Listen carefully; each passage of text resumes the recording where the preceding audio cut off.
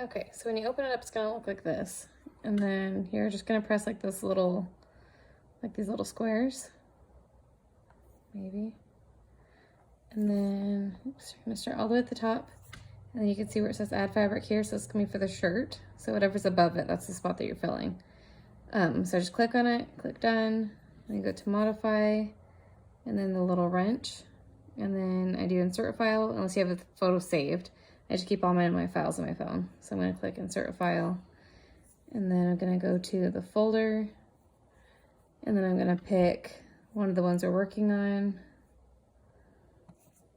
It's like, here's this one, and then we're gonna resize it. So I wanna make it, you know, smaller so we can see. Hopefully this doesn't crash on me because my phone's been crashing a lot. All right, so like we could go a little bit bigger, but I'm gonna double it just so you can see what that looks like. So then here's where I want it. And then I'm gonna come, because like obviously it leaves this blank space. I'm gonna come back up here to like the little squares.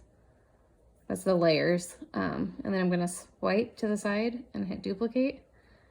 And then I'll click done because it's selected. So I'll click done and then modify. And then this little arrow and it's selected. So then you can drag it down and you wanna line it back up. I have the snapping on, so it should. And then just in case, I always click like the little arrow again, and then I'll zoom in to make sure. I was like, and you can tell it's like not quite there, so I didn't quite get it. Oh, I was way far up too. Okay, but yeah, so I always like double check it, make sure I'm in. So there's that, which is pretty good. So then to combine the layers, to merge them, you just pinch them together.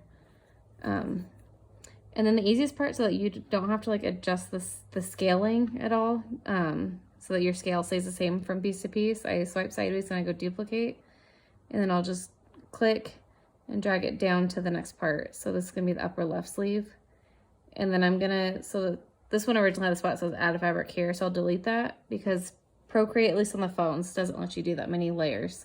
So if you delete it, then you don't ever have to worry about that pop-up telling you that you have too many layers. But I always delete it after I put the fabric in so that it works.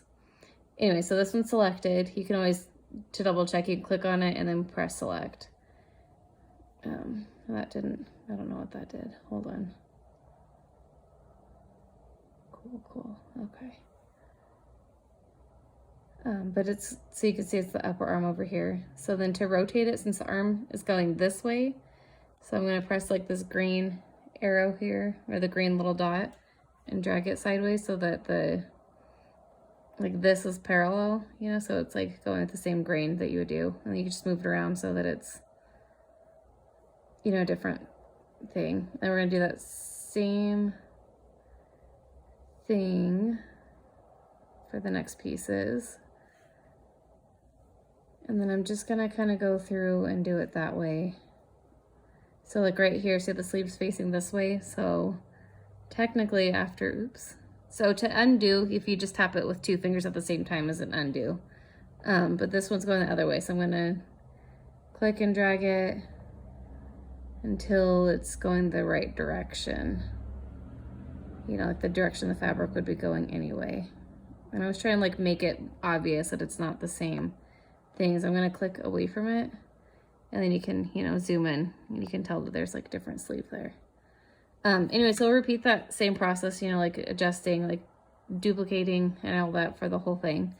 But then, so you do that, at least for this one, there's a piece for right here, the upper leg, the lower leg, and this little gusset here in the middle has an extra piece too. But you just follow that same process that we just did for those where you rotate. To do the cuffs, I like to just pick like a color straight from the pattern. So if you hold this down, like hold down, and then you can move it around to pick a color. So like if I wanted yellow, I could pick that, or the pink. But I'm just gonna go for this tan color for right now. And then on the brush, I have it set to the inking and then the marker. And if you want to change how big or small it is this one right here. So you can go really big brush, really small brush. I just got really big so I can see what I'm doing. And then down here changes the opacity. So I just keep that up all the way.